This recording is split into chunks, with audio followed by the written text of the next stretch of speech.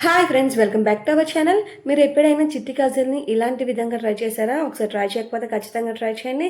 చాలా స్మూత్గా, సాఫ్ట్గా భలే వస్తాయి.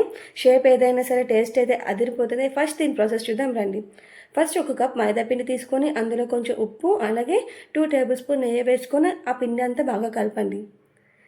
ఇప్పుడు ఇందులో కొంచెం కొంచెం వాటర్ వేసుకుంటూ చపాతీ పిండిలాగా బాగా మెత్తగా కలపండి. మరీ సాఫ్ట్గా కలపకూడదు, అలా అని మరీ గట్టిగా కలపకూడదు. దీన్ని ఒక 10 మినిట్స్ పాటు సైడ్ పెట్టండి. ఇప్పుడు ఒక ప్యాన్లో ఒక కప్పు షుగర్ తీసుకొని దాంతోనే ఒక కప్పు వాటర్ తీసుకొని షుగర్ అంతా బాగా మెల్ట్ అయ్యేంత వరకు బాగా కలపండి. ఈ టైంలో కొంచెం నెయ్యి, అలాగే కొంచెం యాలకులు వేసుకొని సైడ్ పెట్టుకోండి. పాకం రావాల్సిన అవసరం లేదు, జస్ట్ స్టిక్కీగా అయితే సరిపోతుంది.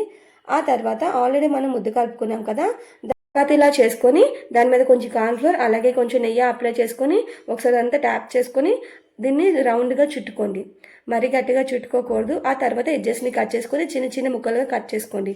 ఇలా కట్ చేసుకున్న తర్వాత నేను చూపిస్తున్నాను కదా, ఆ విధంగా అనేసి 5 మినిట్స్ పాటు సైడ్ పెట్టుకున్న తర్వాత డీప్ ఫ్రైకి సరిపడే ఆయిల్ తీసుకొని, ఆయిల్ హీట్ అయిన తర్వాత ఇవి వేసుకొని గోల్డెన్ బ్రౌన్ వచ్చేంత వరకు బాగా ఇలా గోల్డెన్ బ్రౌన్ వచ్చిన తర్వాత ఆల్రెడీ మనం షుగర్ సిరప్ తయారు చేసుకున్నాం కదా, అందులో వేసుకొని ఒక 10 మినిట్స్ పాటు అలా ఉంచుకుంటే చాలా స్మూత్గా ఉంటాయి. అంటే పాకం లోపలికి వెళ్ళి చాలా బాగుంటాయి. టేస్ట్ అనేది, షేప్ ఏదైనా సరే టేస్ట్ అయితే చాలా బాగుంది.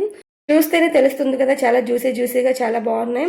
ఇదైతే చాలా బాగా వచ్చాయి. నాకైతే ఫస్ట్ టైం ట్రై చేశాను. ట్రై చేసినా సరే చాలా స్మూత్గా వచ్చాయి. మీరు కూడా ఒకసారి ఖచ్చితంగా ట్రై చేయండి. టేస్ట్ అయితే చాలా బాగుంటుంది. ఈ వీడియో నచ్చితే లైక్ చేయండి, అలాగే మన ఛానల్ సబ్స్క్రైబ్ చేయండి.